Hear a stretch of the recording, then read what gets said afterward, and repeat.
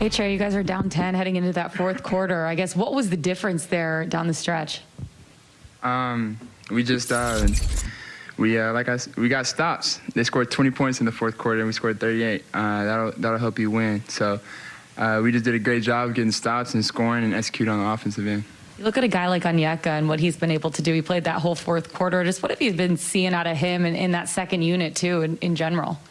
He's been playing big time. He's been playing super big time for us, and going 8 for 9 tonight and not really missing. That's big for us, finishing around the rim and his rebounding. And his just contesting and fighting for the boards has been big for us. When you look at a team, you know, like the Lakers, I know Nate was just in here and he said he felt the first half you guys are playing, he said, emotionally drunk. Would you agree with that? And I guess, you know, how did you like how you guys finished it out there? We can agree to disagree. Me and Nate, we do that a lot.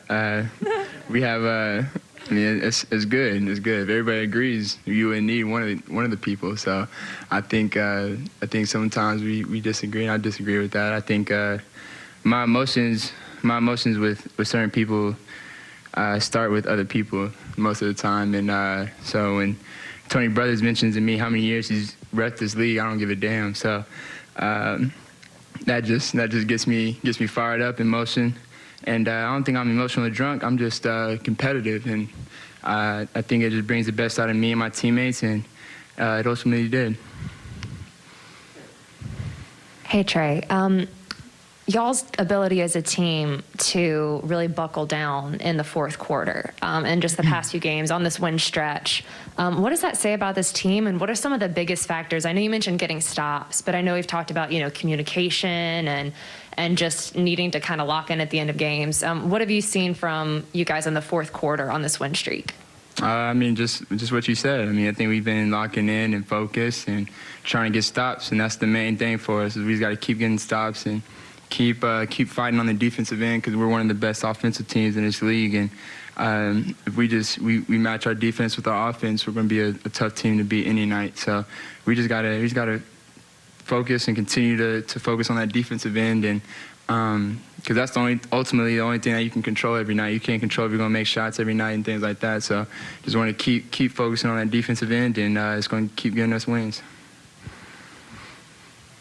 A couple weeks ago, you had mentioned that you and Onyeka had to, you know, work on your chemistry, especially with the lobs. Do you feel like that has grown over these past couple weeks? I know you got one in the game. Yeah, I got a couple today. He's I'm definitely learning, and our chemistry is growing and getting better.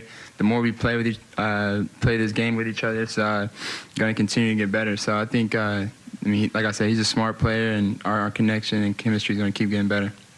Especially with how you guys have defended in these past couple of weeks and how well the offense has played really all season. Do you feel like no matter who you're going up against, that you guys are able to beat anyone on any day and any night?